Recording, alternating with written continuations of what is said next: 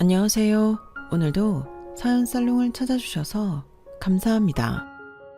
한때 저 역시 불같은 사랑을 했었고 또 그것 때문에 눈물 쏙 빼는 인생 경험까지 해본 30대 여자예요. 지금은 과거에서 많이 벗어나 이렇게 사연을 쓰고 있다니 믿겨지지 않네요. 과거 여수에서 있었던 저의 6년간의 이야기들을 여러분들이 함께 들어주실 수 있나요? 저는 원래 서울 여자였어요. 미용 기술을 일찍부터 배워 여기저기 미용실에서 헤어 디자이너로 일하고 있었죠.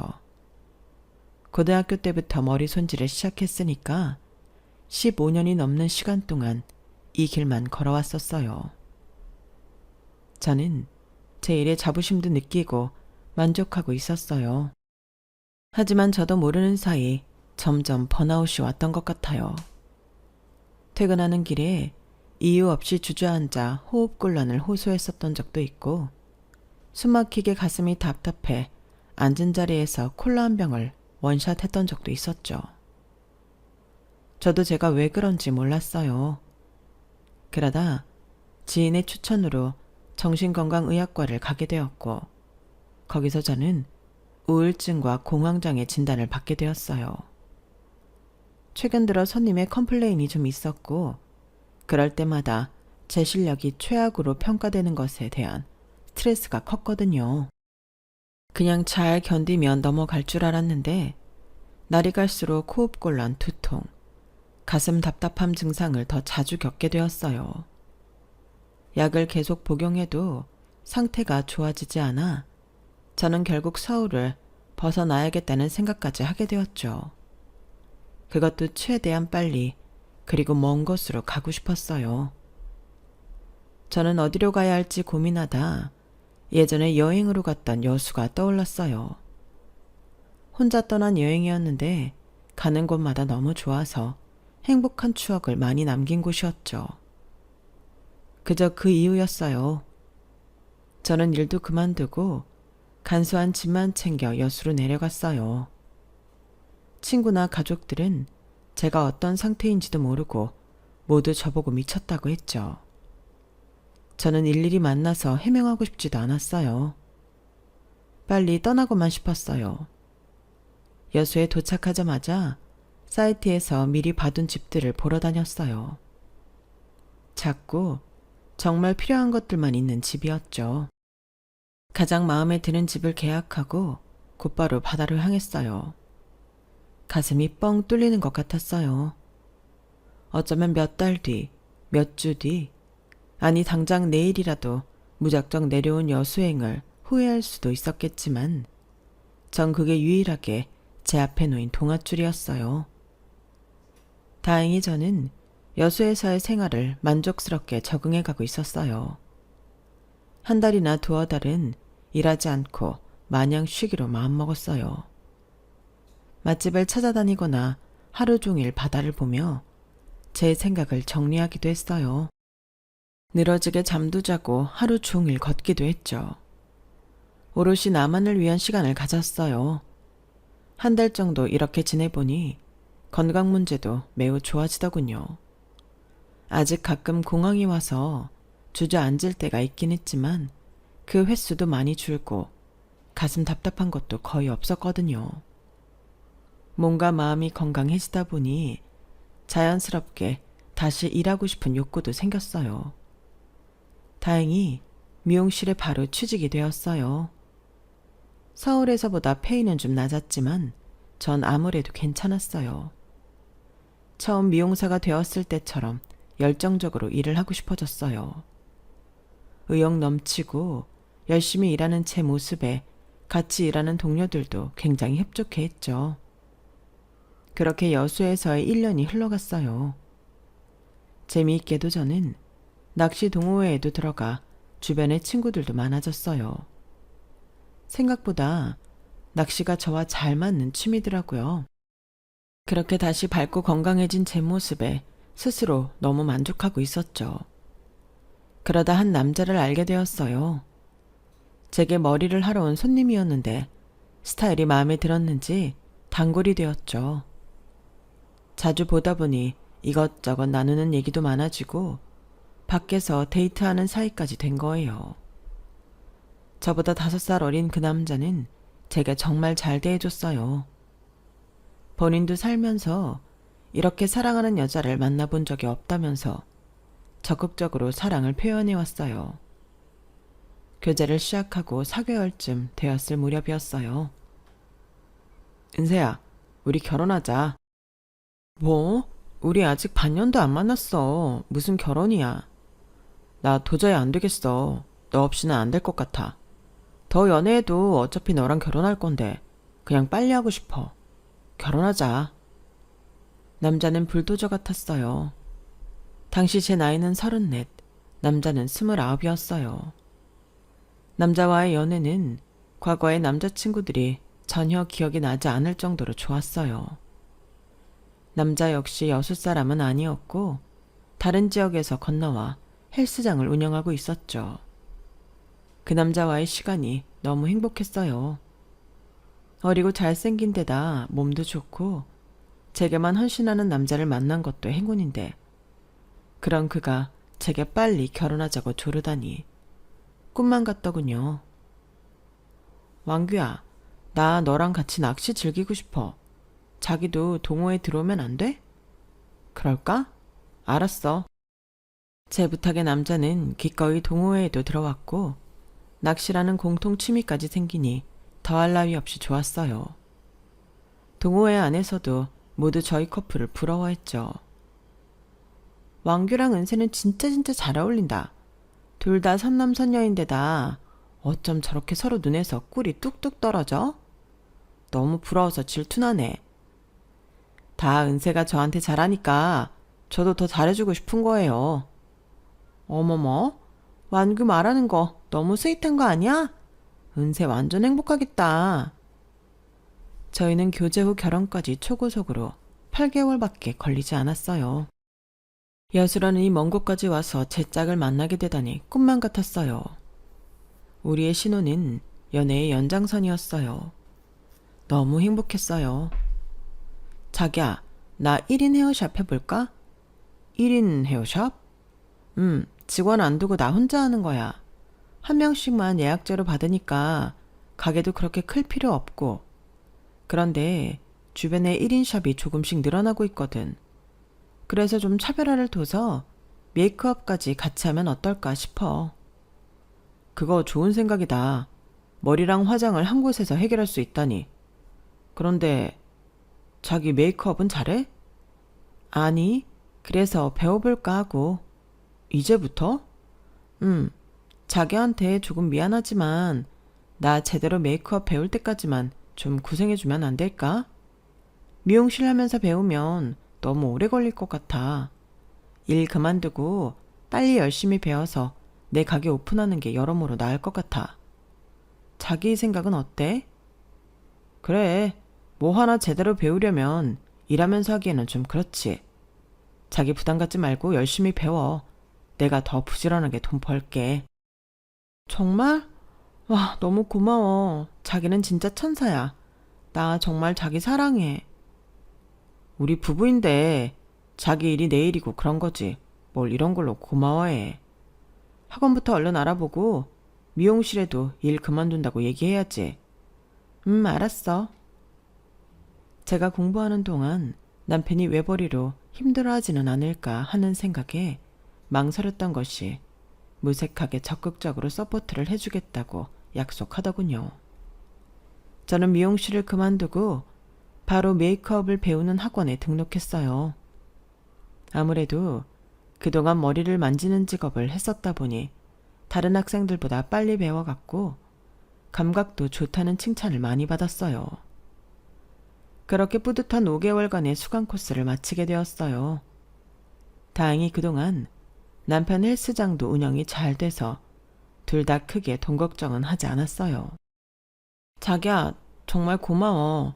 자기 덕분에 학원도 잘 마치고 너무 좋다. 공부하느라 자기가 더 수고했지 뭐. 우리 이번 주말에 간만에 사람들이랑 낚시 나가자. 사람들도 너만 기다리고 있어. 오, 좋지. 간만에 낚시라니. 맛있는 것도 먹고. 당연하지. 우리 자기 먹고 싶은 거 말만 해. 남편은 제게 완벽한 남자였어요. 자기 관리도 잘하고 본인이 하는 일에 있어서도 항상 더 앞으로 나가가기 위해 노력하는 사람이었죠. 돈도 허투루 쓰는 법이 없어 우리는 이렇게만 살면 곧 부자가 되겠구나 싶을 정도였어요. 그래도 가끔 남편은 제가 상식적으로 맞다고 생각하는 것과 반대로 행동해 의아할 때도 있긴 했어요. 한 번은 지인 부부 집에 초대를 받아 가게 되었어요. 은세씨, 우리 집에 놀러와요. 배달 음식 하나도 안 시키고 내가 진짜 맛있는 거 많이 해놓을게요. 남편도 같이 와서 우리 신랑이랑 넷이 간만에 술도 한잔하고 해요. 이번에 선물 받은 좋은 위스키가 있는데 은세씨네 오면 딸게요. 너무 고마운 분들이었어요.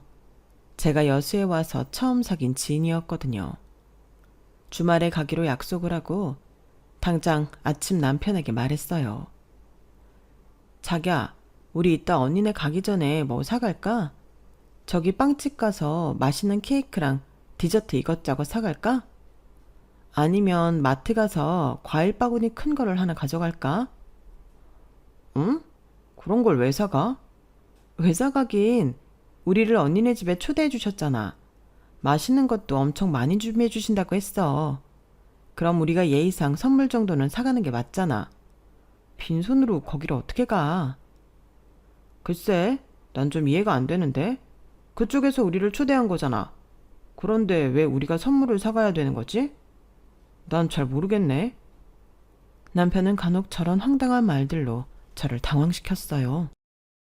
남편의 상식과 저의 상식이 부딪히는 상황이 종종 생겼어요. 그리고 한 번은 또 이런 일도 있었어요. 은세야, 나 여수 놀러 간다. 휴가를 하루밖에 못 빼서 1박 2일이긴 한데 그래도 어쨌든 가긴 간다. 미진이도 같이 가기로 했어. 정말? 언제 오는데? 빨리 와. 보고 싶다. 숙소 안 잡았지? 숙소 잡지 말고 우리 집으로 와. 밤새 얘기하고 놀자. 너네 집? 남편 있는데 또 어떻게 그래? 그냥 니네 집 가까운 데로 우리가 따로 잡을게. 아니야, 우리 손님방 있어. 화장실도 2개라 너희 따로 써. 불편한 거 없을 거야. 남편한테는 내가 말할게. 하룻밤인데 남편도 뭐라고 안 할 거야. 하지만 남편의 반응은 정말 뜻밖이었어요. 친구 둘이 우리 집에 와서 하루 잔다고? 그래, 오시라고 해. 정말? 고마워 자기. 그럼 뭐 맛있는 걸 먹을지 좀 찾아놓을까나? 애들 오면 데리고 가려고? 여수하면 또 해산물이지. 내가 같이 모시고 갈 수는 있지. 그런데 계산은 당연히 친구들이 하는 거지? 응? 내 친구들이? 왜? 왜라니? 우리 집에서 신세 지는 거잖아. 그럼 저녁 한 번은 거하게 쏴야 하지 않나? 자기야, 진짜 왜 그래? 농담하는 거지? 농담 아닌데? 맛있는 거 안 살 거면 숙박비를 받든가 해야지. 그게 도리에 맞는 거 아닌가? 자기야, 우리가 지금 친구들 상대로 장사하는 건 아니잖아. 숙박비며 걔네한테 저녁 쏘라고 하는 건 그 친구들이 뭐라고 생각하겠어. 나랑 제일 좋은 친구 사이인데. 자기야, 나는 그래서 내 고향 친구들 하나도 집에 안 데리고 오잖아. 나도 이런 상황이 생길까봐 싫어서 그랬던 거야. 그럼 자기도 똑같이 데려오지 말아야 공평한 거잖아. 공평? 우리 부부 사이에 공평이란 말이 맞아? 난 도저히 지금 이 문제 때문에 우리가 왜 싸우는지 이해할 수가 없네. 서울에서 내려오는 내 친구들 여기서 산다는 것도 아니고 하루 묵었다 간다는 건데 멀리서 온 애들한테 뭘 얻어먹을 생각이라니? 그럼 지난번에 언니네 집 초대받아서 갈 때는 거기가 초대한 거고 우리는 손님이니까 선물 살 필요 없다고 한 건 뭔데? 지금 이거랑 비슷하잖아. 뭐가 비슷해? 우리가 거기서 잔 건 아니잖아. 그리고 그쪽은 우리를 환영하는 분위기였고. 그럼 지금 내 친구 오는 게 싫다는 얘기야? 오는 건 뭐라는 건 아니지만 우리 집에서 자는 건 싫다는 말이지. 그래도 굳이 여기서 자겠다면 저녁이라도 좋은 거 사라. 이 말인 거고. 와, 모르겠다. 자기 되게 낯설다. 나도 지금 자기 되게 낯설어. 결국 저는 남편 몰래 친구들 방을 잡아줬고 대충 눈치를 챈 친구들은 제 앞에서 남편 언급은 하지 않더군요. 그때의 다툼은 친구들이 돌아가고 나서 술을 마시면서 풀었지만 뭔가 찝찝한 느낌이 완전 가신 것은 아니었어요. 남편과 가장 불편했던 일을 꼽자면 바로 저희 엄마와의 관계였죠. 사실 결혼하기 바로 전 아빠가 뇌질환으로 쓰러져 돌아가셨어요. 제 결혼 날짜도 다 잡아놨고 이미 준비를 다 마친 상태라 장례를 위해 결혼을 미룰 수도 없는 상황이었어요. 겨우 아빠를 좋은 곳에 모셔드리고 슬퍼할 틈도 없이 4일 뒤에는 저는 결혼식을 올리게 되었어요. 좋은 날이긴 했지만 참 슬픈 날이기도 했어요. 아무도 울지는 않았지만 그렇다고 누구 하나 큰 소리 내서 웃지도 못했죠. 제 결혼식을 앞두고 아빠의 장례를 치렀다고 하면 모두 저를 많이 걱정하셨었는데 사실 제 입장에서는 엄마가 가장 큰 걱정이었어요. 생전에 엄마와 아빠 사이가 각별해서 동네에서도 인꼬부부라 소문이 자자했거든요.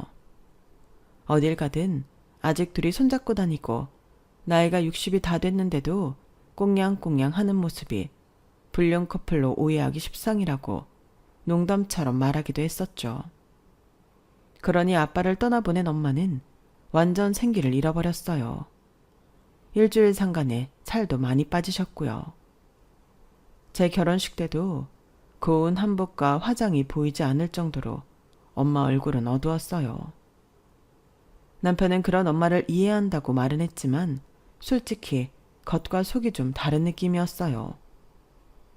자기야, 우리 이번 주에 잠깐 서울 갔다 오지 않을래? 서울? 갑자기 뭔 일 있어? 아니 그냥 아까 엄마랑 통화했는데 목소리가 여전히 안 좋더라고. 가서 엄마랑 쇼핑도 하고 맛있는 것도 먹으면서 기분도 좀 풀어드리자. 응? 아, 그럼 자기 혼자 갔다 올래?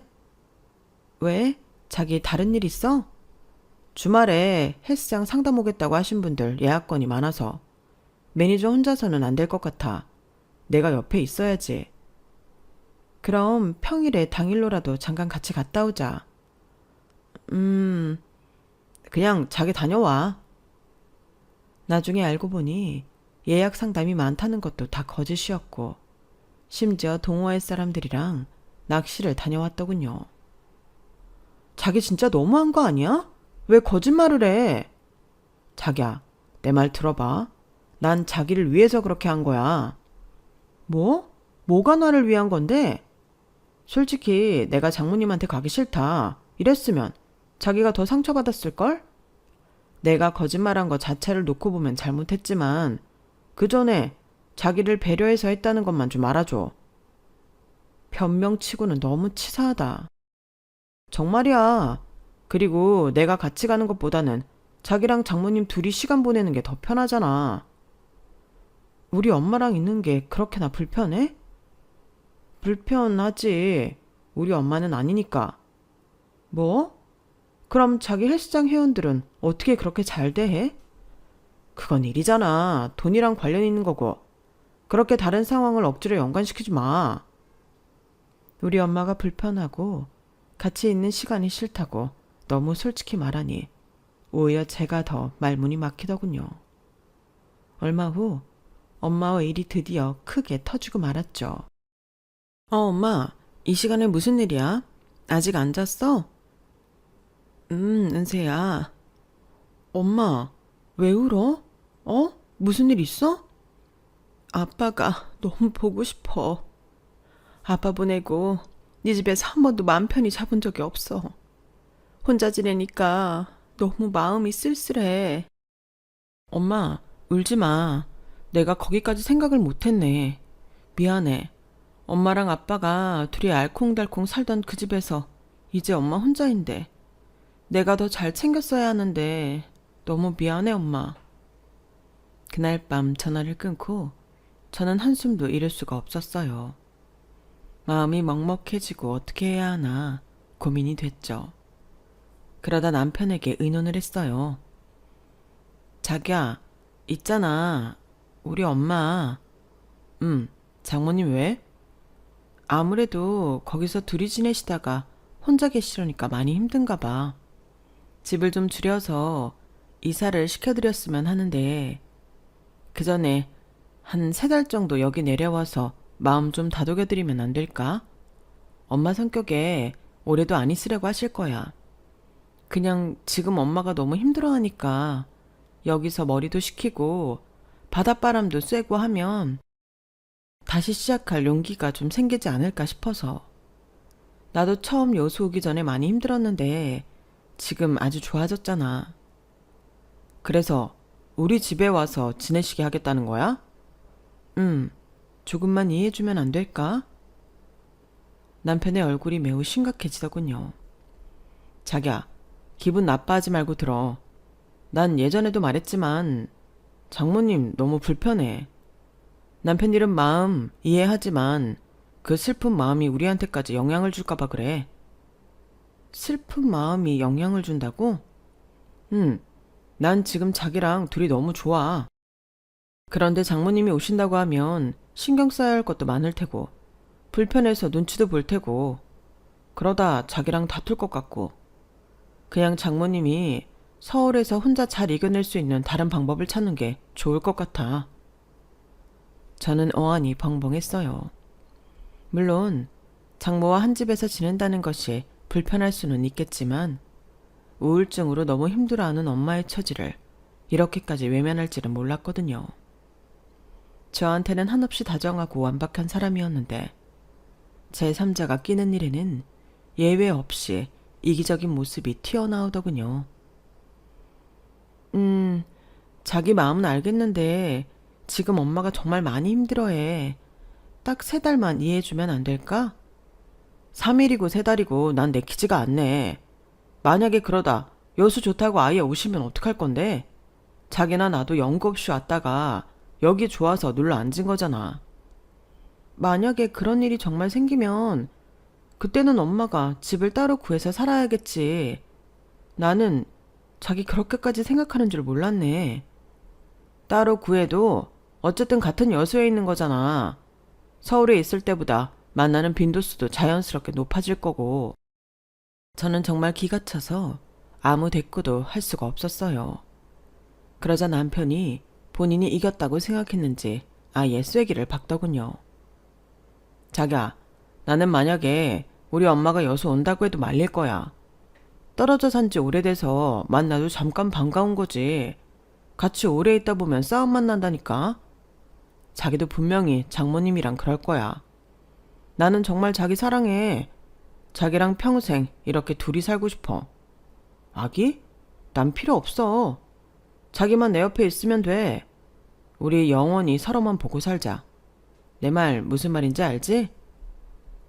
저는 머리가 띵해지며 어지러워 아무 말도 할 수가 없었어요. 물론 사람마다 장단점이 있는 건 당연하겠지만 이렇게 자기만 아는 사람이란 것을 발견하지 못했다는 것에 약간의 후회가 밀려오기 시작했어요. 하지만 저도 남편에게 당했던 걸까요?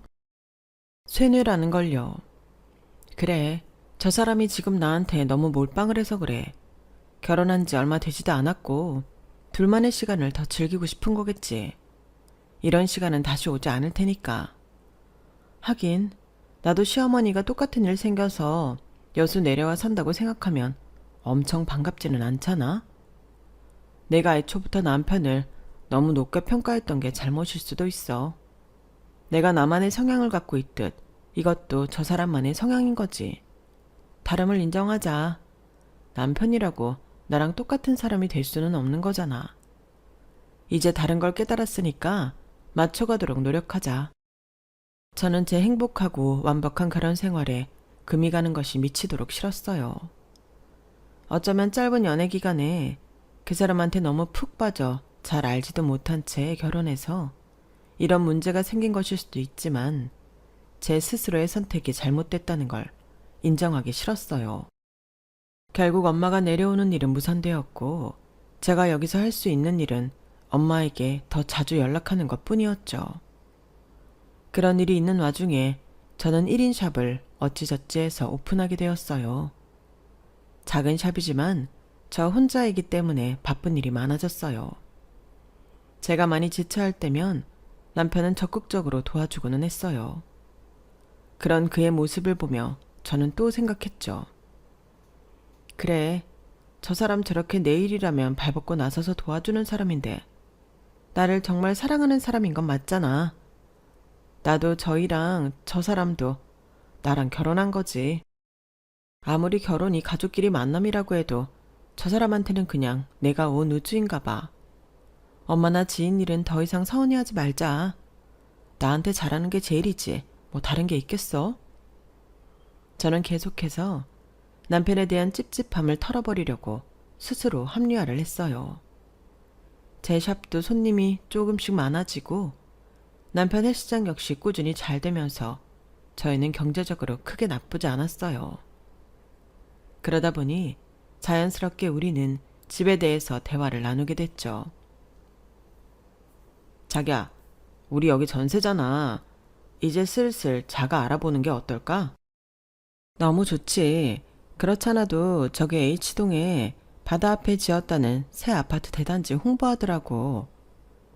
나도 그 소식 듣고 살짝 욕심을 내긴 했었어. 우리가 앞으로 여수 떠날 일은 없겠지? 난 맹세하는데 절대 여수 안 떠나. 여기가 내 고향이고 새 집이야. 자기도 내 옆에서 평생 바다 보고 살 생각이나 하라고. 그럼 우리 거기 좀 알아볼까? 남편과 저는 지은 지 얼마 안 된 새 아파트를 분양받기 위해 정보를 수집하기 시작했어요. 다행히 미분양이 몇 채 남아 있더군요. 그 다음은 대출 여부였어요. 둘 다 자영업자라서 얼마나 나올지 확신이 없었죠. 하지만 남편 명의로는 대출 받을 수 있는 돈이 너무 적었어요. 이미 헬스장을 차릴 때 받은 대출이 많았던 거죠. 물론 밀리지 않고 갚고 있기는 하지만 더 많은 대출은 안 되더군요. 그래도 다행히 제 명의로는 대출이 최대 4억 2천까지 나온다는 것을 알게 되었어요. 풀대출 받아서 4억 2천에다가 우리가 그동안 모은 1억 3천까지 하면 5억 5천이네. 저 아파트가 6억 2천이니까 7천만 더 어디서 융통하면 되겠어. 이건 내가 어떻게든 마련해 볼게. 그래도 다행이야. 자기 앞으로 많이 받을 수 있어서. 저는 사실 4억 2천 대출을 받을 수 있다고 해도 그거야말로 다 빚인데 어떡하나 걱정이 앞서긴 했어요. 하지만 한번 결심한 건 절대 굽히지 않는 남편은 한 달에 갚아야 되는 원금과 이자 계산까지 이미 다 끝내놓은 상태더군요. 혹시 아기가 생긴다면 이 계획에 차질이 생길 텐데 하며 저는 걱정스러운 마음을 숨길 수 없었죠. 자기야, 뭘 걱정해. 자기 지금 샵 너무 잘 되잖아. 심지어 여기저기서 강의해달라고 DM도 오고 한다면서. 나도 요즘 헬스장 완전 성수기야. 우리 지금처럼 열심히 하면 그 돈 몇 년 안에 갚을 수 있어. 자기랑 나랑 결혼한 지도 몇 년 안 됐는데 벌써 1억 넘게 모았잖아. 우리는 할 수 있다니까. 나만 믿어. 몇 달 뒤 저희는 아파트에 입주를 하게 되었어요. 앞으로는 시원하게 펼쳐진 바다뷰가 있고 뒤로는 시내가 다 보이는 정말 환상적인 집이었어요. 갚아 나가야 할 빚도 잠깐 잊은 채 이런 집에 살게 됐다는 것에 행복해하고 있었어요. 하지만 머지않아 제게는 그곳이 뼈아픈 집이 되어버렸죠. 어느 날 남편이 제게 말하더군요. 자기야, 나도 공부를 좀 했으면 하는데. 어? 무슨 공부? 신체 관련한 공부 더 배웠으면 해서. 신체? 그 경수 형님 있잖아. 제2동에서 헬스장 운영하시는 나랑 친한 형님. 아, 경수 씨 알지? 그 형도 나랑 똑같거든. 우리 둘 다 체육학과를 졸업한 것도 아니고 운동 좋아해서 시작한 거잖아. 그런데 일을 하다 보니까 내가 만약 이 보여지는 겉모습 말고 신체에 대해 더 잘 알고 있다면 회원들이 더 나를 전문성 있는 사람으로 보지 않을까 싶은 생각이 들더라고. 그런데 경수 형님 아시는 분이 해부학도 공부하시고 운동신경계에 대해 빠삭한 분이 있나 봐. 그분이 일주일에 한 번씩 오셔서 다 같이 스터디할 사람 있으면 해주겠다고 하셨대. 경수 형님이 나한테 묻더라고. 그 스터디 같이 하지 않겠냐고. 일주일에 한 번? 그분이 오시는 건 한 번이긴 한데 우리는 또 따로 만나서 스터디 해야지. 그러면 헬스장을 하면서 공부하기는 힘들다는 말인 거야? 헬스장은 계속해야지. 다만 매니저 윤성이가 주로 관리하고 나는 잠깐 빠져 있어야지. 이거 다 공부할 때까지만. 자기가 더 전문적으로 배우고 싶어 하는 건 좋은데 헬스장 괜찮을까? 그래서 내가 양심상 윤성이랑 다른 애들 월급을 좀 높여주려고 하거든. 그럼 내 손에 떨어지는 돈이 좀 적어지긴 하겠지. 그럼 그 부분은 부족하지 않게 자기가 좀 메꿔주면 좋겠다 싶은 거지. 우리 지금 대출 원금이랑 이자가 한 달에 350만 원씩 나가는데 내가 생활비를 메운다 해도 많이 모자라지 않을까? 자기도 예전에 결혼하고 바로 메이크업 공부한다고 생업은 손 놓은 적 있잖아. 그때 내가 다 뒷바라지 해주고, 알지? 내가 몇 년 동안 이 공부를 하겠다는 게 아니라 얼마 안 걸릴 텐데. 이번에는 자기가 나 좀 도와주라. 이거 스터디 끝나고 나면 혹시 알아? 헬스장 사장이 완전 전문가라고 소문 잘 나서 더 대박 터질지. 그러니까 그때까지만. 응? 남편이 예전에 제가 메이크업 공부를 하면서 돈을 못 벌 때 도와줬고 지금 또 그걸 이용해 샵이 더 잘 되고 있으니 제가 할 말이 없더군요. 결국 전 남편의 공부하겠다는 의지를 꺾지 못하고 응원해주겠다 했어요. 한편으로는 딴 생각 안 하고 자기 성장과 발전에 저렇게 힘쓰는 게 내 남편이라는 것이 대단하다는 생각까지 하게 되더군요. 하지만 그놈의 스터디가 우리 사이에 불을 지르는 화근이 되어버렸죠. 자기야, 나 집에 왔는데 지금 어디야? 나 형님들이랑 스터디하고 있지. 오늘 다들 완전 불붙어서 12시까지는 공부하다 갈 것 같은데? 자기 먼저 자. 그래? 자기랑 같이 먹으려고 치킨 사왔는데. 자기 먹고 자. 알았지? 잘 자. 남편은 공부에 빠져도 단단히 빠져버린 거예요. 심지어 같이 공부하는 사람들도 다들 열정맨이라 더 시너지 효과를 내며 열심히 하는 것 같더라고요. 남편은 이제 헬스장에 한 달에 2-3번 들릴까 말까 하는 정도였어요. 윤성 씨가 자기 전화 안 된다고 쳤던데? 아, 그래? 전화한다는 게 깜빡했네. 헬스장에 뭐 문제가 약간 있는 것 같던데? 그래? 윤성이가 뭐 잘 알아서 하겠지. 급한 거면 또 전화 왔겠지. 한 번밖에 안 왔네. 나 2시까지 공부하고 잘게. 자기 먼저 자. 오늘도 늦게까지 하려고? 오늘은 좀 같이 자자. 우리 이거 공부해서 쪽지 시험 보고 많이 틀린 사람이 맥주 쏘기 내기했단 말이야. 100점 맞아야지. 남편이 공부를 재밌어하고 즐기는 것 같아 다행이었어요. 하지만 그만큼 한 곳에 올인하는 사람이었기에 저를 포함한 다른 것에는 금방 소원해지더군요. 샵은 대체로 잘 됐지만 가끔 평소보다 손님이 적을 때도 있었어요. 그럼 생활비에 대출금까지 생각하면 아득해지기 마련이었죠. 게다가 남편이 매니저에게 관리를 전부 맡긴 헬스장 역시 회원들이 빠져나가기 시작하며 수입에 크게 영향을 미쳤어요. 하지만 남편은 지금 겨울이라 회원수가 적어진 것 뿐이라며 저를 안심시키기 바빴어요. 금방 끝날 것 같던 남편의 공부는 점점 길어졌어요. 급기야 저희 집 가게 사정에 적신호가 들어오기 시작했어요. 자기야, 좋아서 하는 공부인 건 아는데 조금 계속 길어지는 것 같네? 나도 이번에 예약 손님이 많이 없어서 좀 힘든데 우리 어떻게 방법이 없을까? 하지만 남편의 반응은 시큰둥했어요. 너 공부할 때 내가 옆에서 잔소리 한 번 안 하고 심지어 학원 데려다주고 데려오고 힘내라고 맛있는 거 다 갖다 바치고 했는데 지금 내가 요 몇 달 이렇게 지냈다고 그러는 거야? 와, 나 진짜 자기한테 너무 서운하다. 아니, 지금 진짜 어려워서 그렇지. 자기 맨날 그 사람들 만나느라고 늦게 들어오고 상의할 시간도 없었잖아. 공부 그만하라는 게 아니라 대화를 좀 하자는 거지.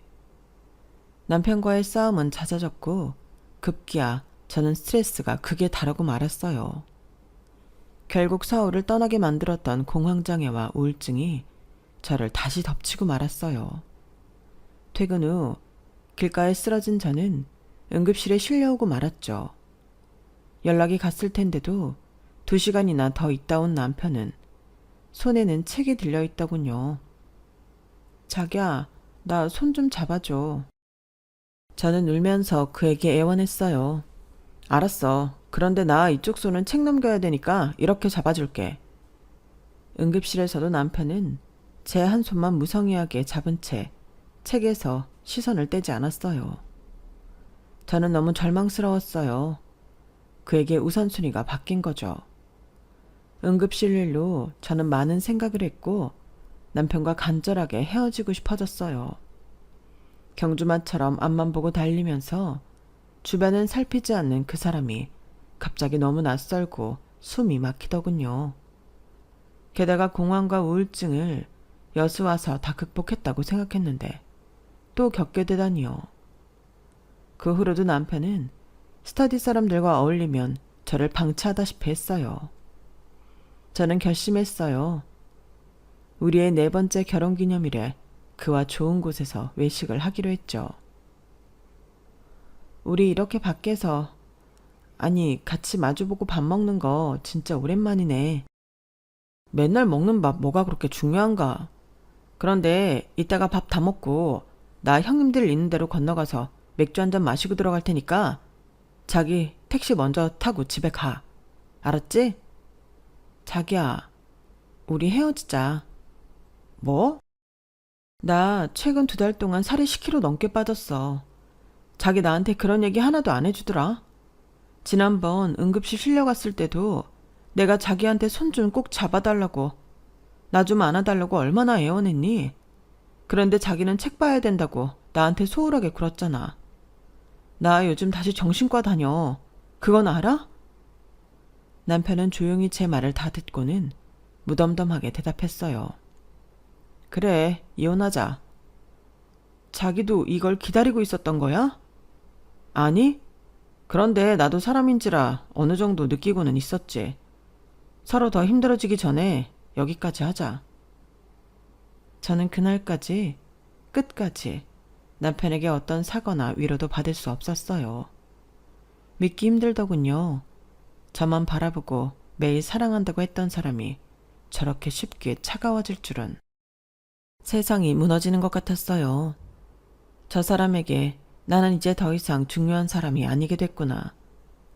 이혼 얘기가 나온 뒤 저희는 각방을 썼고 집에서 봐도 본 척도 하지 않았어요.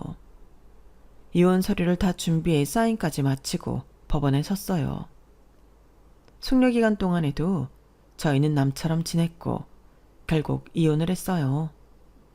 하지만 우리에게 가장 큰 숙제가 있었죠. 바로 아파트에 대한 대출금이요. 잠깐 얘기 좀 할까? 대출금 어떻게 마무리해야 하나 싶어서. 아, 나도 그것 때문에 머리가 아파. 난 어쨌든 계속 여수에 있을 건데. 너는? 난 서울로 다시 갈까 해. 나도 뭐 이 집에서 계속 살 이유가 없지. 어쨌든 팔아서 대출 다 갚고 하면 깨끗하게 끝나는 거지. 하지만 깨끗하게 끝나는 건 없더군요. 워낙 집값이 높아 집을 사겠다는 사람이 없었어요. 저도 제 전 재산과 대출금까지 다 이 집에 들어간 마당에 빈손으로 어디를 나가 살 수도 없었죠. 그렇게 불편한 동거가 계속되었고 저는 예약을 늦게까지 받거나 주말에도 일을 해서 집에 있는 시간을 최소화했어요. 남남이 되고 이렇게 서로 없는 사람처럼 사니 오히려 가끔은 이게 더 편하게 느껴질 때도 있더군요. 그렇게 3개월쯤 흘렀을까요? 아는 지인이 제게 SNS 링크를 하나 보내주며 온갖 욕을 했어요. 야, 이완규 완전 나쁜 놈이었네. 너랑 이혼한 지 얼마나 됐다고 벌써 딴 여자 만나서 커플 계정까지 파? 심지어 이거 오픈이라 다른 사람들 다 볼 수 있어. 저는 온갖 닭사스러운 말들과 다정한 투샷으로 도배된 그 사람의 새 SNS 계정을 보게 되었어요. 제게 예전에 했던 사랑의 속삭임이 토시 하나 틀리지 않고 거기 다 쓰여 있더군요. 저는 그 사람과 다시 재결합을 원한 것은 전혀 아니었지만 이혼한 지 3개월도 안 된 상황에서 새 여자가 생겼다는 것을 알고 나니 눈이 뒤집히더군요. 저는 그날 저녁 거실에서 그 사람을 기다렸어요. 이완규, 얘기 좀 해. 무슨 얘기? 너 우리가 이 집 산 6억 2천만 원보다 더 잘 받아서 팔려고 하지 말고 무조건 더 싸게라도 매물 내놔. 하다못해 전세라도 내놔. 그리고 나 돈 줘. 이 집에서 제발 나갈 수 있게. 여태까지 서로 귀신처럼 잘만 살아놓고 갑자기 무슨 소리야? 어떻게 손해를 보고 팔아? 지금 그 가격에 들어온다는 사람이 전혀 없잖아. 언제까지 이혼한 우리 이렇게 살아야 되는데? 그리고 너 여자 생겼잖아. 너도 알게 됐구나. 그 여자도 지금 상황 알아. 내가 이 집 팔고 너랑 금전 문제 깔끔하게 해결될 때까지 기다려준대. 정말 오롯이 나만 생각해주는 사람이야, 너랑 다르게. 구역질나니까 그런 말은 접어둬. 발정난 짐승 같은 너랑 지금 한 공간에 같이 있는 것도 거북해. 아무튼 빨리 이 집 처리해줘. 그래야 너도 사랑스러운 그녀와 빨리 살 수 있을 거 아니야. 저는 제 스스로에게 너무 화가 났어요. 저런 사람인 걸 전혀 모르고 쉽게 결혼을 결정했었다는 것이. 심지어 결혼 후 알고도 제 눈을 가리고 못 본 채 외면했던 제 자신에게 말이에요. 자책과 회의감이 휩싸인 저를 겨우 붙잡고 지탱하고 있었죠. 그 후 그 사람과 몇 번의 언쟁을 더 하고 나서야 더 저렴하게 집을 내놓기로 합의를 봤어요. 손해를 좀 보긴 했지만 저는 결과적으로 빚을 다 갚고 다시 서울로 올라와 새 출발을 결심했어요. 엄마와 같이 살며 멀지 않은 곳에 다시 1인 샵을 오픈했어요. 새로운 시작은 쉽지 않았지만 저는 전보다 더 열심히 살면서 과거를 잊으려 노력했어요. 그래서인지 다행히 제 샵은 생각보다 일찍 자리를 잡았고 많지는 않지만 적당한 워라밸을 즐기면서 배달비 걱정 없이 음식을 주문할 정도의 여유는 갖고 살고 있었어요. 아, 중요한 이야기를 놓칠 뻔했네요. 얼마 전 길에서 우연히 예전 낚시 동호회 사람을 만났거든요. 은세 너 서울에 있었구나. 왕규랑 이혼 소식은 들었다. 오빠는 왜 여기 있어요? 나 사촌 결혼식 때문에 잠깐 올라왔어. 간만에 보니 반갑다. 그러네요. 잘 지내요? 다야 뭐 똑같지. 맨날 낚시나 하고. 오빠도 이제 좋은 사람 만나서 결혼해야죠. 너한테 그런 얘기 들으니까 기분이 이상하다 야.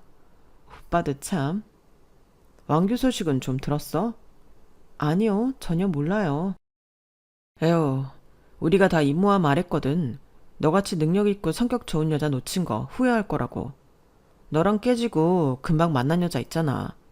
거의 바로 임신해서 결혼식 없이 동거부터 했는데 애를 낳고 살다가 여자한테 빚이 엄청나다는 것을 알았나 봐. 뭐 원망해도 늦었지. 자기 애까지 낳았는데.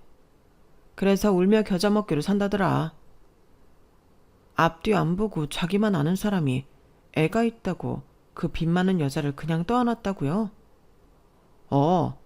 왕규 헬스장도 완전히 날라갔거든.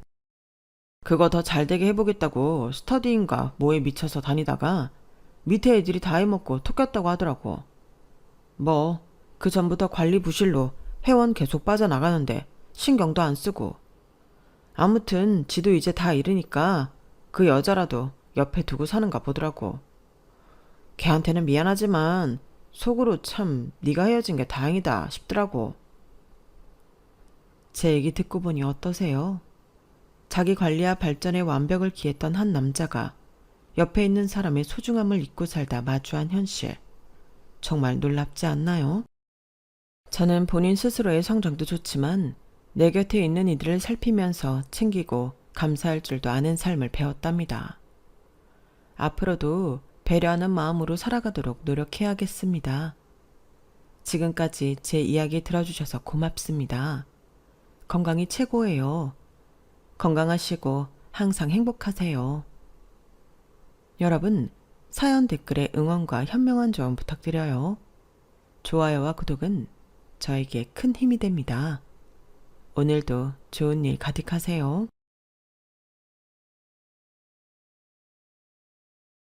안녕하세요. 오늘도 사연 살롱을 찾아주셔서 감사합니다. 저는 29살 여자입니다. 이런 곳에 글을 쓰기엔 조금 나이가 어린가 싶은 생각이 들어 사연을 적기까지 정말 여러 번 망설였어요.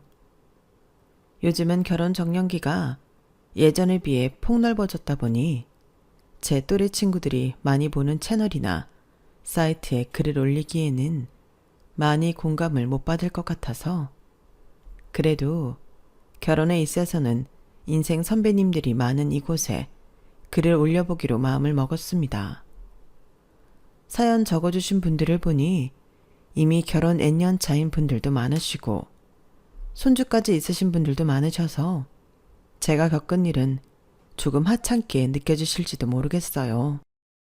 그래도 다 내 친구 혹은 내 딸, 내 손녀가 겪은 일이라 생각하며 들어주시면 좋겠어요. 저는 어릴 때부터 소박한 꿈이 있었는데요. 20대가 끝나기 전에 결혼을 하는 게 소원이었어요. 20대 끝자락에 짝을 만나 백년 가약을 맺고 30대부터는 제 의지를 이룬 새 울타리에서 삶을 시작하고 싶었거든요. 그 이유는 여러 가지가 있겠지만 사실은 부모님과 함께했던 어린 시절이 제게는 마냥 행복하지만은 않았거든요. 그래서 탈출구를 찾았던 것 중 하나가 결혼이었던 것 같아요.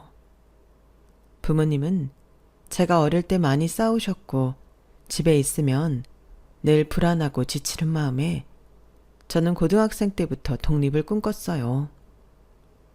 대한민국에서 가장 빨리 성공하는 방법은 공부를 열심히 해서 좋은 대학에 가는 거라고들 하던데 저희 집은 형편이 그리 좋지 못해서 저를 공부 쪽으로 밀어줄, 사교육시켜줄 돈도 없었고 저 또한 공부에 크게 흥미가 없다 보니 그쪽으로는 잘 안 되겠다는 판단이 진작에 들었어요. 그래서 집에 있는 시간을 줄이고 용돈은 직접 벌어 쓰고자 하는 취지로 고등학생 때부터는 동네 카페에서 아르바이트를 시작했는데 그곳이 프랑스 디저트를 공부하신 사장님이 계시는 디저트 전문 카페였어요. 처음에는 별 생각 없이 용돈벌이 목적으로 다녔지만 가게에서 직접 디저트를 만드는 사장님을 볼 때마다 멋있다는 생각이 들더라고요. 손님이 없는 날은 가끔 사장님께서 일하는 걸 멍하니 구경하곤 했는데 어느 날은 사장님께서 먼저 물으시더라고요. 너도 빵 만드는데 관심이 있어 보인다. 아, 사장님이 일하시는 모습이 멋있어 보여서요. 전문적이시고 부러워요. 그럼 너도 배워볼래? 네?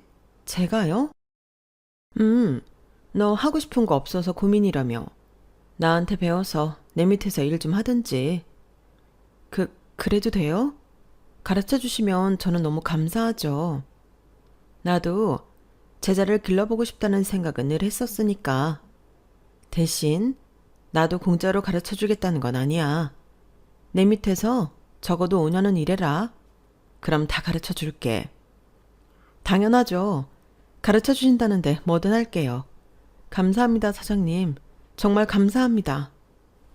저는 그때 사장님의 제안이 아직까지도 제 인생에 내려온 한 줄기 구원의 빛이었다고 생각해요. 사장님께서 제 구체적인 사연을 묻진 않으셨지만 매번 싸우는 엄마 아빠를 말리다가 등 터지는 날이 많아서 종종 입술이나 얼굴에 멍이 지거나 팔뚝에 상처를 달고 출근했기에 제 집안 사정을 어느 정도는 꿰뚫어 보고 계신 듯 했어요. 저한테 하고 싶은 게 없냐고 물어도 늘 없다고만 하니 제가 걱정이 되셨던 모양이에요. 사장님의 그 따뜻한 오지랖 덕분에 그때부터 제 인생에 목표가 생겼죠. 사장님께 일을 열심히 배워서 언젠가는 제 가게를 차리는 거였어요. 사장님은 5년이라는 시간 동안 아주 기초적인 베이킹부터 직접 유학까지 다녀와서 배운 기술들까지 아낌없이 제게 퍼부어 주셨어요. 솔직히 말하면 저는 아예 무보수로 일을 해드리고 싶은 지경이었지만 사장님이 그러면 너무 허덕이지 않냐고 배려해 주셔서 받던 시급의 절반값은 꼬박꼬박 쳐주셨어요. 수업료로 치더라도 너무 싼 가격이었죠. 한 번도 생각해 본 적 없었던 제빵은 제게 너무나도 적성이었어요. 빵 굽는 냄새가 배어있는 공기의 달콤함도 좋았고 집중을 하는 동안에는 잡생각이 날아가 마음의 평화와 안식이 찾아오는 일이 제겐 너무나도 즐겁더라고요.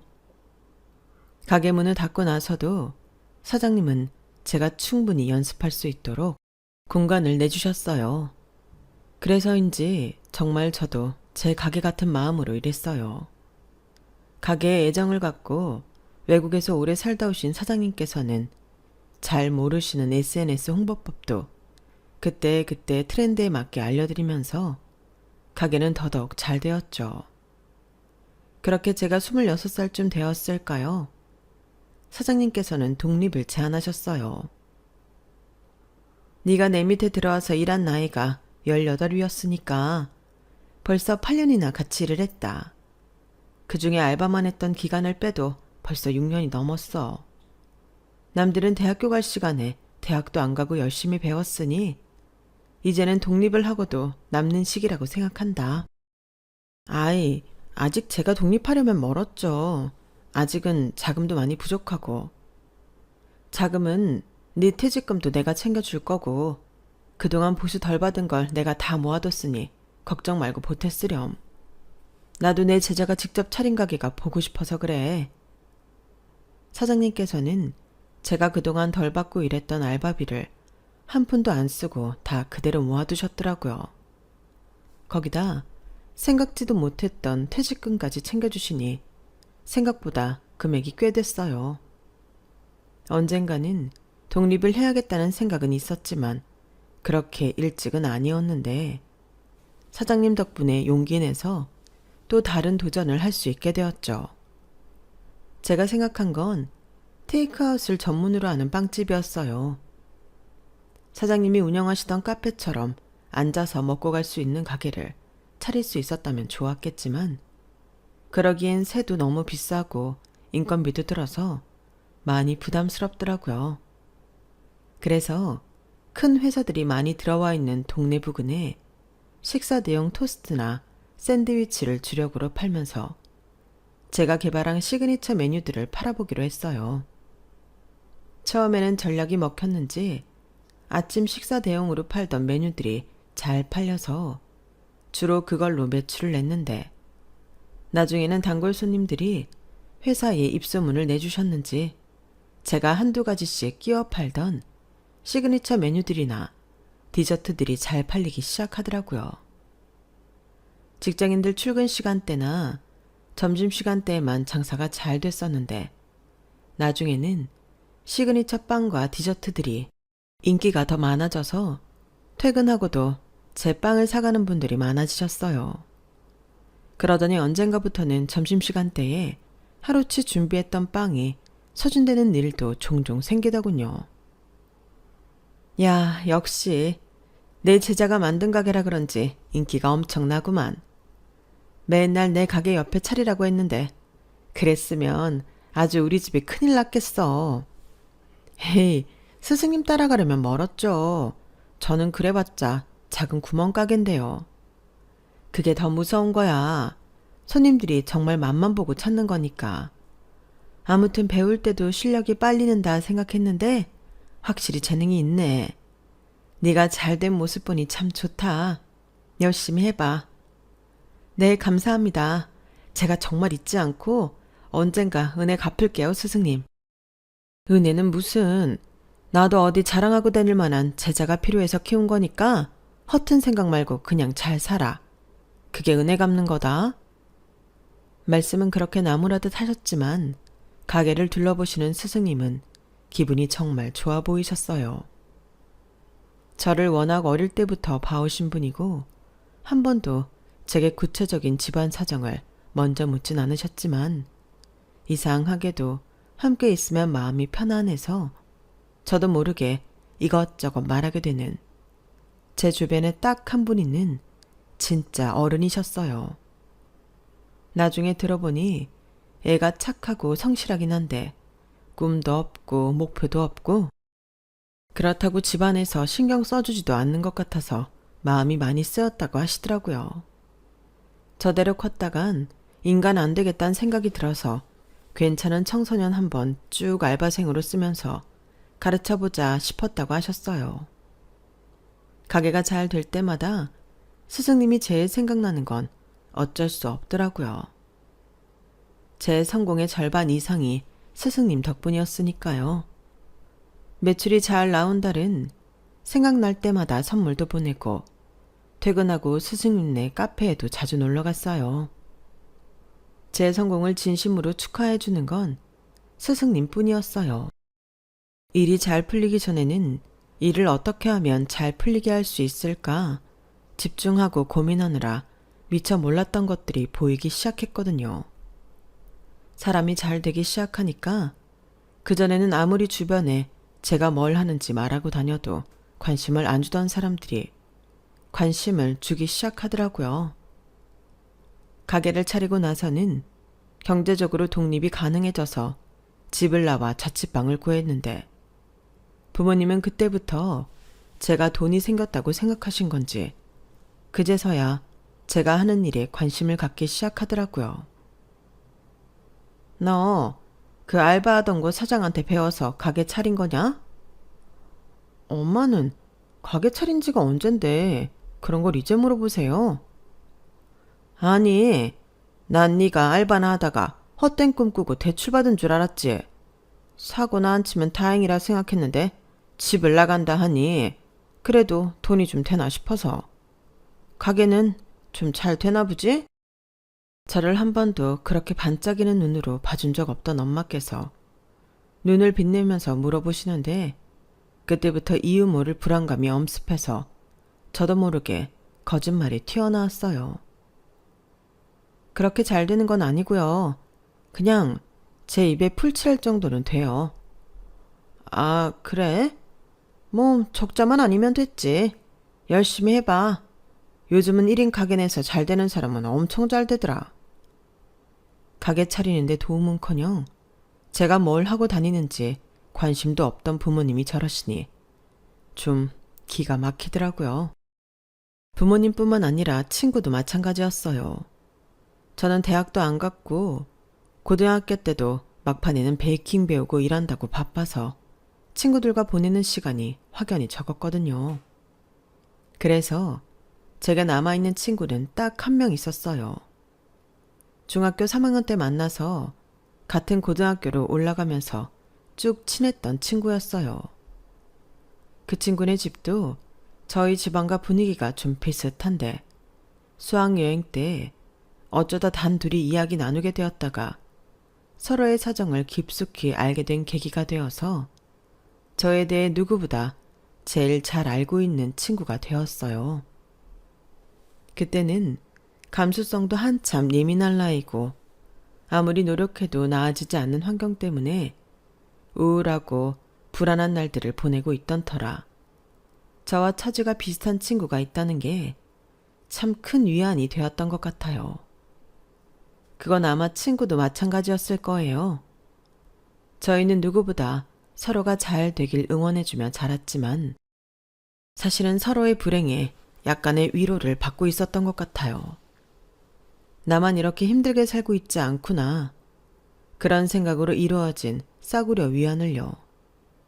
어릴 때는 워낙 둘 다 미숙했고 그렇게라도 위안을 받지 않으면 그때의 상황을 헤쳐나가기가 버거웠던 것 같아요.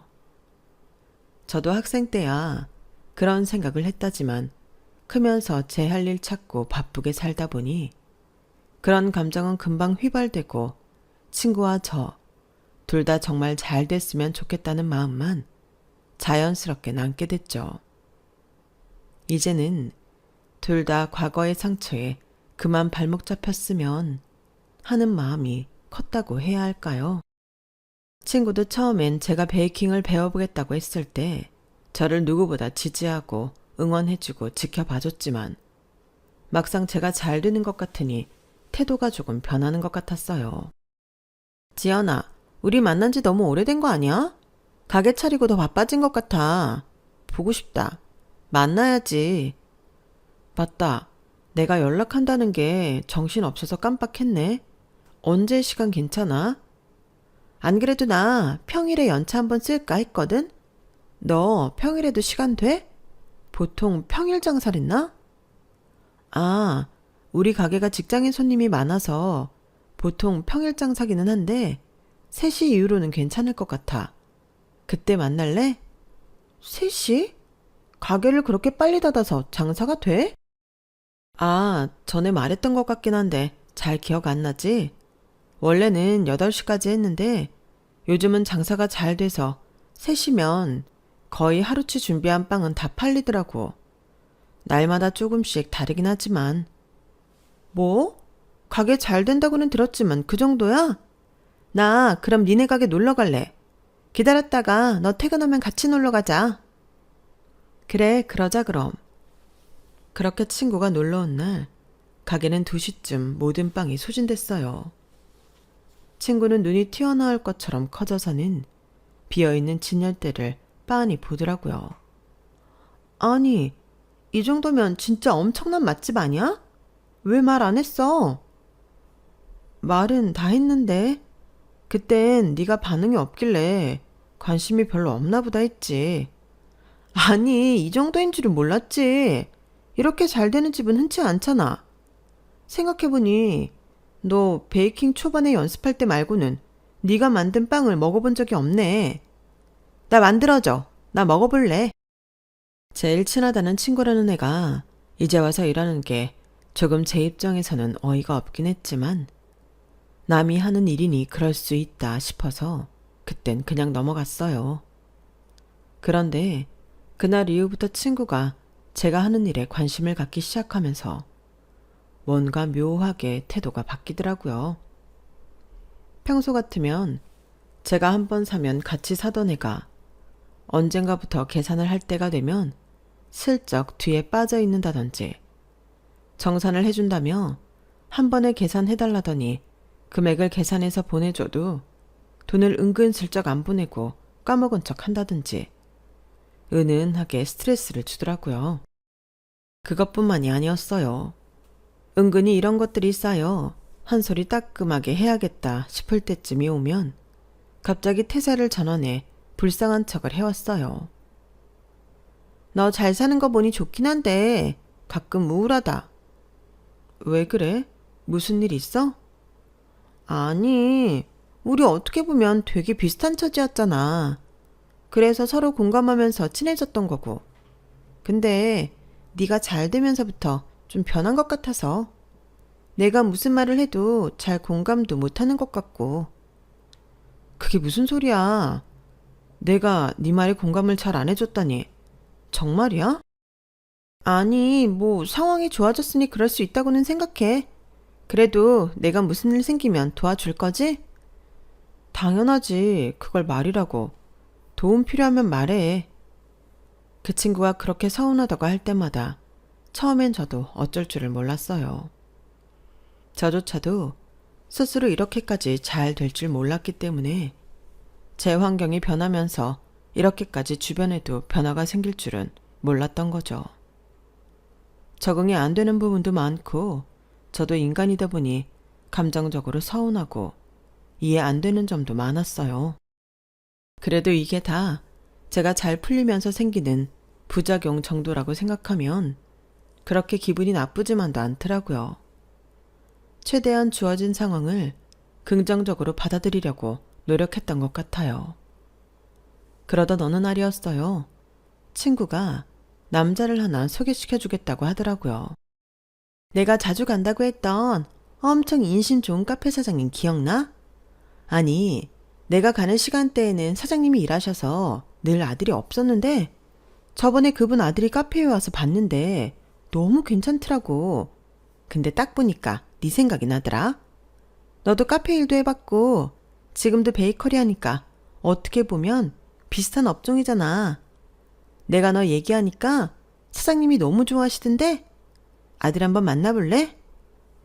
어우, 야, 됐어. 뭘 그렇게까지 만나. 야, 그럼 너 행동 반경이 맨날 가게 집, 가게 집인데 남자는 어디서 만나게? 뭐, 손님이랑 만날래? 그러지 말고 한번 만나봐. 진짜 괜찮아서 하는 말이라니까? 친구의 계속되는 권유에 결국 나중에는 저도 귀가 솔깃하더라고요. 친구 말 맞다나 가게에만 틀어박혀 빵만 만들고 팔고 있으니 만나는 사람이라고는 저희 손님들 뿐이었거든요. 거기다 저희 가게 손님의 80% 이상이 여성분들이라 제 또래의 젊은 남자를 만나기란 하늘의 별 따기였죠. 그래서 결국에 만나보기로 했어요. 친구가 이렇게 괜찮다고 호언장담을 하는 남자가 어떤 사람인지 궁금하기도 했고 비슷한 업계 종사자라고 하니 기본적인 호감은 가더라고요. 잘 된다면 서로 도움도 줄 수 있을 것 같다는 생각도 들었고요. 괜히 직업병 같은 건지 만나보기 전에 어머니랑 운영한다는 카페 후기까지 찾아봤는데 후기가 하나같이 사장님 둘 다 친절하다고 적혀 있더라고요. 손님에게 친절한 거야 당연한 거라 생각할 수도 있겠지만 생각보다 많은 가게가 그렇지 않거든요. 그래서 조금쯤은 안심을 했던 것 같아요. 실제로 만나본 남자는 정말 친구 말대로 인상도 훈훈하고 호감형이었어요. 말투에도 친절함과 다정함이 베이스로 묻어 있었고 대화를 좀 나눠보니 제가 원하던 자상하고 가정적인 성향을 가진 남자 같아서 저도 모르게 푹 빠지게 됐어요. 다행히도 쌍방호감이라 몇 번 연락을 주고받고 식사도 한 끝에 저희는 금방 연인이 되었어요. 둘 다 자영업을 하는 거다 보니 바빠서 자주 만나지 못했지만 만나면 일 얘기도 하고 피곤한 날은 아무것도 안 하고 같이 쉬기만 해도 힐링이 되더라고요. 서진아, 정말 고맙다. 네 덕분에 정말 잘 만나고 있어. 그러니까 내가 둘이 잘 어울린다고 했잖아. 내가 이렇게 촉이 좋다니까. 너 맨날 좋은 남자 얼른 만나서 시집 가버리고 싶다고 노래 불렀잖아. 내가 그 꿈 이루게 해주려고 애썼다. 아, 그랬었지. 나도 나이가 들긴 했나 봐. 까먹고 있었네. 일하느라 바빠서 그동안 연애 생각도 없었다 보니까 네 덕분에 다시 생각이 나네. 기왕 이렇게 된 거 지금 만나는 사람이랑 쭉 잘 만나서 결혼까지 가봐봐. 뭐 나도 그랬으면 좋겠지만 사람 일이라는 게 또 어떻게 될지 모르는 거니까. 어머, 얘 좀 봐. 남자친구가 들으면 서운하겠다. 정 고민되면 우리 사장님 한번 만나보고 결정을 하든지. 사장님이 얼마나 좋은 분인데. 너 그런 시어머니 다시는 못 만난다? 그래, 뭐 천천히 생각해 볼게. 남자친구를 소개시켜준 건 고마웠지만 가끔은 친구의 과도한 관심 때문에 부담스럽게도 했어요. 그럼에도 잘 만났던 건 남자친구가 제 말이라면 껌뻑 신용도 하는 다정한 남자였기 때문이었고요. 친구 말대로 정말 제가 꿈꾸던 남자였고 언젠가 결혼을 한다면 꼭 이런 남자랑 하고 싶었죠. 연애를 시작한 지 1년쯤 되었을 쯤부터 저도 모르게 남자친구에게 의지를 많이 하게 되더라고요. 그동안은 스스로의 힘으로 도전하고 이뤄내고 버텨왔다면 의지할 곳이 생기니 마음이 든든하고 외롭지가 않더라고요. 그렇게 마음이 깊어지던 중 1주년 하고도 100일이 되었을 때 남자친구에게 청혼을 받았어요. 그때가 28의 끝자락이라 문득 잊고 있던 꿈이 떠오르더라고요. 30살이 되기 전에 제 가정을 꾸리겠다는 그 꿈이요. 그때쯤 저는 제가 잘 되니 자꾸만 돈을 빌려달라고 하는 부모님 때문에 스트레스를 받고 있어서 더더욱 결혼하고 싶은 마음이 커져 있던 상태였어요. 그래서 묻지도 따지지도 않고 청혼을 승낙했죠. 나를 반년 뒤로 잡고 제가 29이 되는 해에 결혼을 하기로 약속했어요. 실장 들어가기 전까진 모르는 게 결혼이라지만 막상 남자친구와 결혼 약속을 하고 나니 정말 새 가족이 생긴 기분이더군요. 남자친구네 카페에도 자주 놀러가며 예비 시어머니께도 얼굴 도장을 찍으며 좋은 관계를 이어나가기 시작했죠. 자기야, 근데 자기는 어떻게 이렇게 빵이랑 쿠키를 맛있게 만들어? 나도 열심히 만든다고 만드는데 왜 이런 맛이 안 나는지 모르겠어. 왜? 오빠네 가게 빵도 맛있던데? 저번에 가져와서 같이 먹어봤잖아. 괜찮던데? 그냥 괜찮은 거랑 줄 서서 먹는 가게랑은 차원이 다르지. 우리도 직접 만든 건데 손님들은 어디서 떼온 건 줄 알더라. 얼마 전에는 리뷰에 악플도 달렸어. 다 좋은데 빵 맛이 별로라고. 여기서 베이커리 사 먹지 말라고. 뭐라고? 그런 악플 달릴 정도는 절대 아니야. 그런 말에 너무 속상해하지 마. 악플 하나하나에 휘둘리다 보면 결국 방향을 잃더라. 나도 먹어봤잖아. 안 괜찮았으면 이런 말 하겠어? 나 나름 줄 서서 먹는 가게 사장이잖아. 내 말 믿어봐. 그래도 나도 발전을 하고 싶어서 그래. 요즘 가게 매출도 자꾸 적자 겨우 메우고 엄마도 걱정이 많으셔. 혹시 나한테도 비결 좀 알려주면 안 돼? 레시피 그대로 쓰지는 않을게. 우리 가게 좀 살려보려고. 그런데 그건 조금 곤란해. 이건 100%내 아이디어로 만든 레시피도 아니고 나 가르쳐 주신 스승님 계신데 그분이 쓰시는 레시피도 들어가 있어서 어차피 나처럼 빵 전문점도 아니고 커피에 곁들일 만한 베이커리 하는 건데 너무 그렇게까지 스트레스 받지 마. 커피가 맛없다는 것도 아닌데 뭘. 어차피 사람 입맛 다 못 맞춰. 하루는 남자친구가 곤란한 부탁을 하기에 거절을 했지만 끊임없이 부탁을 해오는 통에 동종업계 종사자로서 마냥 외면하기가 힘들더라고요. 그래도 레시피 공유는 가르쳐주신 스승님에게도 못할 짓이라는 생각이 들어서 결국 저희 가게 빵을 콜라보 형식으로 남자친구네 카페에 일정 수량 저렴한 가격에 공급해주는 걸로 합의를 봤어요. 저로서는 약간의 손해를 감수하면서 도와준 거였죠. 덕분에 그걸로 홍보도 좀 되고 남자친구네 카페 매출도 반짝 뛰었어요. 다른 사람이었다면 절대 그렇게까지는 도와주지 않았겠지만 앞으로 제 가족이 될 사람들의 가게라고 생각하니 발벗고 나서서 도와주고 싶더라고요. 같이 잘 되는 게 저에게도 좋은 일이니까요. 그렇게 좋은 마음으로 도와주고 있던 어느 날이었어요. 결혼 준비를 하면서 집 이야기를 하는데 남자친구가 생각지도 못한 얘기를 꺼내더라고요. 자기야, 혹시 우리 가게 세 좀 내줄 수 있어? 어? 갑자기 그게 무슨 소리야? 요즘 카페 잘 되지 않아? 세 못 낼 정도로 힘들지 않잖아, 이제. 아무리 저희 가게가 잘 된다고 하더라도 아직은 오래된 가게도 아니었고 부모님도 주기적으로 이런저런 이유를 대며 돈을 빌려가서는 안 갚고 계시던 상황이라 제 수중에 남의 가게 세를 아무런 부담 없이 내줄 만큼 돈이 많지는 않았거든요. 게다가 남자친구네 카페가 있는 건물은 번화가, 중심지 위치 좋은 곳에 있어서 보나마나 세가 장난 아니게 높을 게 뻔했어요. 아니, 우리 가게 얼마 전까지 적자만 겨우 면했던 거 알잖아. 자기가 도와줘서 좀 나아지긴 했지만 사장이 둘이라 수익도 나눠야 해서 아직 형편이 많이 안 좋아. 자기가 그래도 우리보다 형편은 나으니까 몇 달만 도와주면 금방 수익 회복해서 갚을게. 조금만 신세지자. 어? 내 형편 대충 알면서 무슨 그런 소리를 해. 차라리 반반이면 모를까.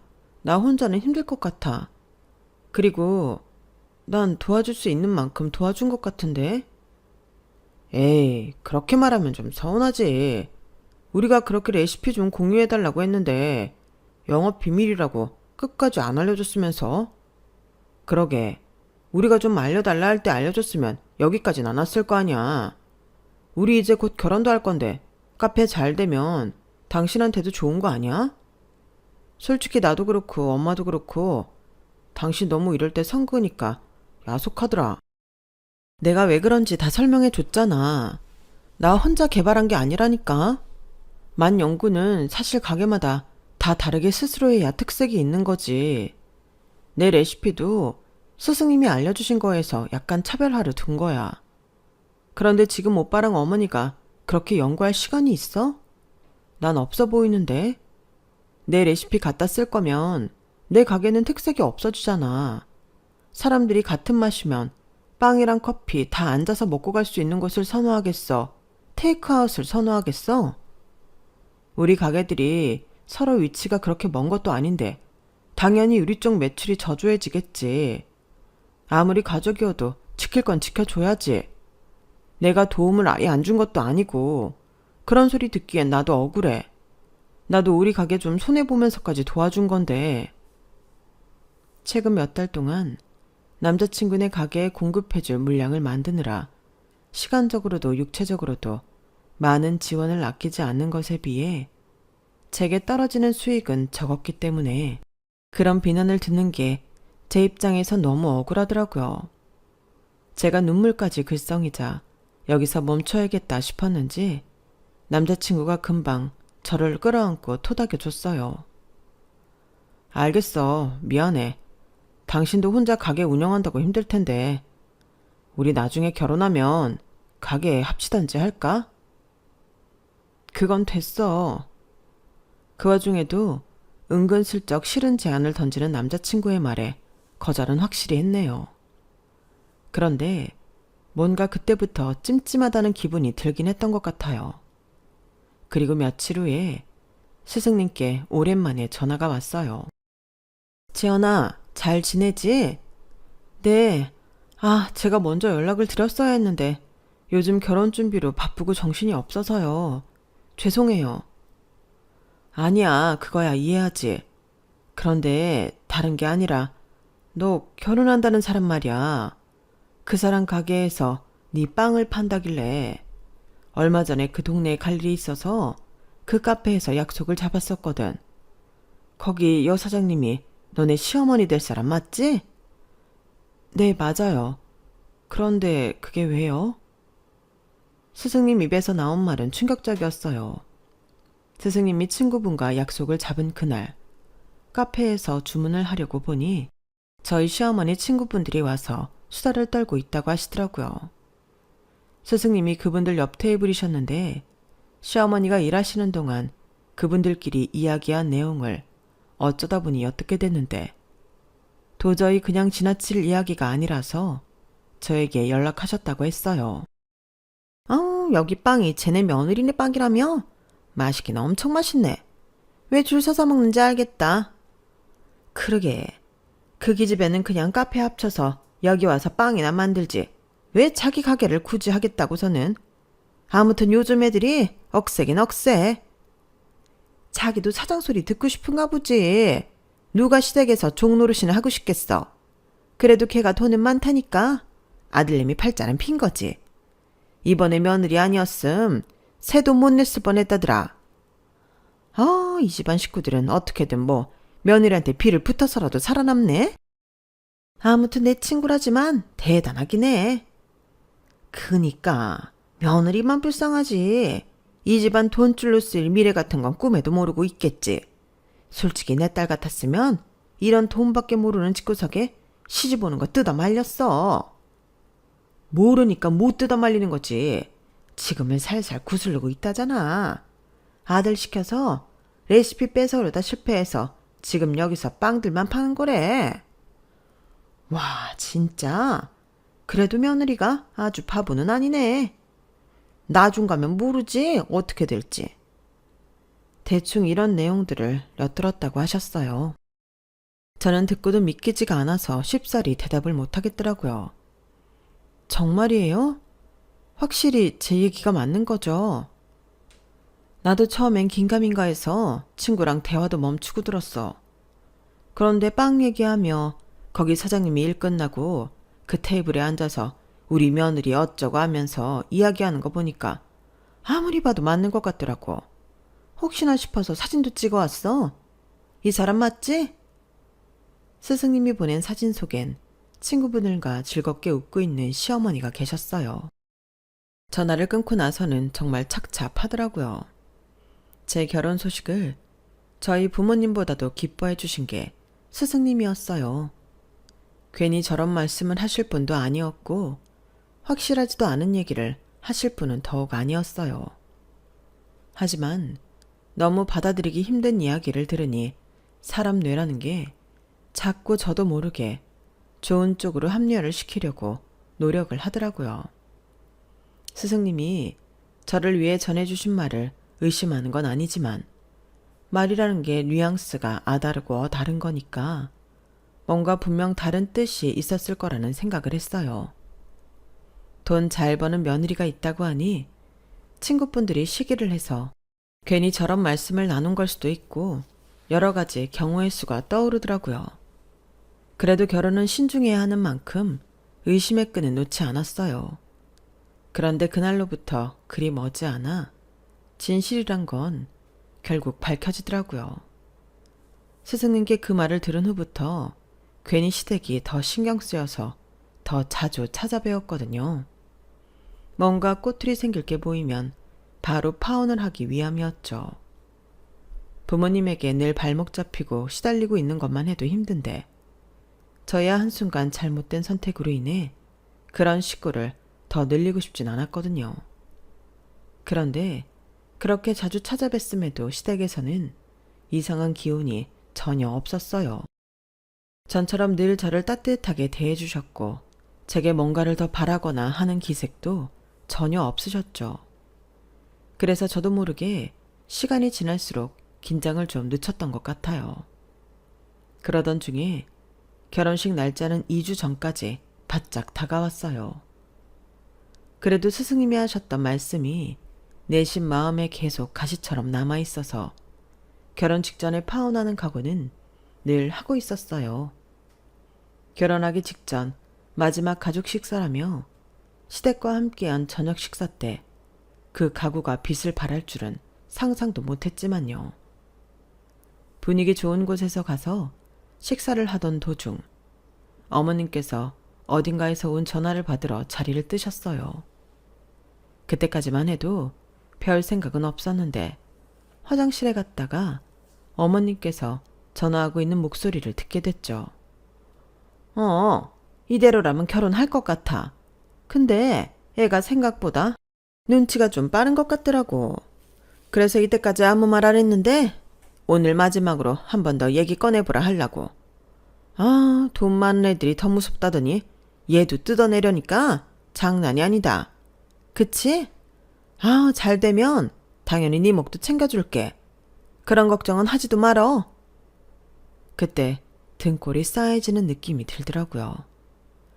제가 화장실 칸 안에 들어가 있어서 어머님은 제가 엿듣고 있다고는 상상도 못 하시는 것 같았어요. 서둘러 녹음기를 켰어요. 그니까 결혼하기 전에 돈 싹 뜯고 레시피 훔쳐서 파혼하려고 했는데 얘가 뭔가 눈치를 챈 것 같아.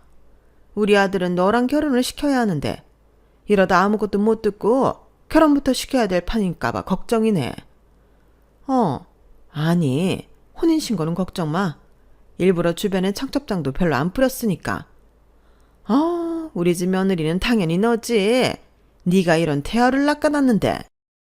거기까지 듣고 나니 더 이상 참을 수가 없이 머리끝까지 화가 나더라고요. 남자친구에게 저 몰래 숨겨놓은 애인이 있었던 건지 아니면 약혼자가 있었던 건지 몰라도 도대체 누구랑 전화를 하길래 저런 소리를 하나 싶어서 화장실 문을 박차고 나가 어머님의 전화기를 뺏어들었어요. 어머나 깜짝이야. 야, 너 다 듣고 있었니? 네, 어머님. 저도 빨리 어머님 식구가 되고 싶어요. 돈도 돈인데 레시피부터 받아서 저희 그걸로 열심히 카페 키워봐요. 걔가 안 그래 보이는데 은근 깍쟁이라 힘들긴 해요. 저도 잘 구슬려 볼게요. 전화 상대가 바뀐지도 모르고 열심히 아양을 떠는 건 다름 아닌 제 절친한 친구였어요. 시댁이나 남자친구가 딴 맘을 먹고 있을지도 모른다는 건 스승님이 기뜸해준 이야기를 통해 짐작이야 하고 있었지만 그 배후에 이 친구가 있을 거라고는 상상도 못했어요. 애초부터 저에게 이 인간들을 소개시켜준 것도 이 친구고 모든 게 이런 계획하에 이루어졌던 거라고 생각하니 너무 화가 나서 손이 바들바들 떨리더라고요. 야, 이서진, 너 미쳤어? 네가 그러고도 진짜 인간이야? 여보세요? 어머님, 어머님! 어머님 같은 소리 하네. 너랑 너네 어머님이랑 거지 같은 남친놈 내가 다 작살낼 거니까 그렇게 알아. 뭐? 지연아, 그게 아니라. 전화를 끊고 저는 전화기를 어머님 가슴팍에 던져버렸어요. 사색이 돼서 저를 붙잡는 어머님 손길을 제대로 뿌리쳤죠. 저 지금 어머님 대화하신 거 이거 다 녹음했어요. 그동안 제 빵 받아다가 장사하는데 재미 좀 보셨죠? 남이 피땀 흘린 노력 뺏어서 자기 욕심 채우려던 채우가 어떻게 되는지 제가 똑똑히 보여드릴게요. 저는 바로 식사하던 곳으로 가 먹고 있던 밥상을 엎을까 하다가 그건 겨우 참고 제 가방을 갖고 나와버렸어요. 남자친구가 영문도 모르고 따라왔지만 헤어지자고 일방적으로 통보한 뒤 차를 타고 집에 와버렸죠. 그리고는 바로 동네 카페에 글을 작성했어요. 동네에 저희 가게 빵을 받아 쓰는 카페는 거기밖에 없어서 댓글에서 얼마 안가 바로 상호명 추측을 하더라고요. 저는 같은 내용을 친구란 인간이 다니던 회사 게시판에도 올렸고 그 두 글은 금방 인터넷에서 화제가 됐어요. 증거가 없지 않냐고 난리를 치는 사람들에게는 녹음 파일이 있다고 주장했지만 법적으로 문제가 될 수 있어 올리는 건 자중하고 있었어요. 그때 누군가 저를 대신해 글을 써주셨는데 그건 누가 봐도 바로 저의 스승님이셨어요. 스승님은 저희 시어머니가 카페에서 친구분들과 나눴던 대화 내용에 대해 디테일하게 적고 저를 옹호하는 글을 써주셨더라고요. 증인이 나타난 걸 보고 증거도 없이 비난하냐며 저를 욕하던 여론은 금방 잠재워지고 그 분노가 다시 두 사람에게로 돌아갔죠. 결국 둘은 인터넷에 유명 빰찍 레시피 뺏어다 장사하려던 사기꾼 바람 커플로 신상까지 까발려졌어요. 카페명, 어느 회사 어느 부서인지 얼굴과 이름까지 밝혀졌죠. 인터넷의 힘이 이렇게 무섭더라고요. 전 남자친구는 제게 전화가 와서 제발 글을 내려달라, 좋게 마무리 지어달라고 애원했지만 전 너무 괘씸해서 절대 그럴 생각은 없어요. 다 엄마가 시켜서 그런 거지 자기 의견은 없었다. 엄마는 걔랑 결혼하라고 하는데 난 처음부터 너였다고 울면서 애원하는데 아예 흔들리지 않았다면 거짓말이었겠지만 남은 인생을 남편의 말에 휘둘려 다시는 꼴도 보기 싫은 인간들과 평생을 엮여 살고 싶진 않았어요. 아니, 사실 이런 일을 겪고도 결혼을 한다면 그게 더 미친 거겠죠. 눈 뜨고 뒤통수 맞고 코까지 베일 뻔했는데 고작 애원 정도로 제가 다시 본인과 결혼할 거라 착각했다면 저를 단단히 바보로 안 거죠. 저는 예전에도 그렇고 지금도 그렇고 스승님을 통해 또다시 구원을 받은 듯한 느낌이었어요. 틈만 나면 돈을 뜯어내려는 부모나 잘 나가니 하나밖에 없던 친구도 뒤통수 치는 이렇게 험난하고 의지할 곳 하나 없는 세상에 스승님 한 분만큼은 진심으로 저를 걱정하고 위해 주신다는 게 너무 큰 감동이었어요. 이번 일을 통해 느낀 건 100명의 적이 있어도 단 한 명 제 편이 있다면 그것만으로도 세상은 버틸만 하단 느낌이 든다는 거였어요. 이렇게 인간적으로 몹쓸 배신을 당했는데 마음이 아프지 않았다면 말이 안 되지만 그래도 금방 정신 차리고 훌훌 털고 일어날 수 있었던 건 스승님 덕분이었던 것 같아요. 제 폭로글 덕분에 신상이 까발려진 탓에 시댁이 운영하던 카페는 망한 지 오래됐고 저와 스승님이 운영하는 가게가 더 잘 되어 예전만큼 자주 뵙지는 못하지만 스승님은 평생 제가 살면서 은혜를 갚으려고 해요. 여러분께도 인생에 이런 귀인 한 명쯤 계셨으면 좋겠다는 생각이 들어요. 살면서 귀인을 만난다면 절대 그 인연 놓치지 말고 소중하게 잘 대해주세요. 인생에 찾아오는 몇 번의 큰 위기 속에서도 그런 귀인이 곁에 있어준다면 세상은 아직 살만하니까요. 함께 해주셔서 감사합니다. 여러분, 사연 댓글에 응원과 현명한 조언 부탁드려요. 좋아요와 구독은 저에게 큰 힘이 됩니다. 오늘도 좋은 일 가득하세요.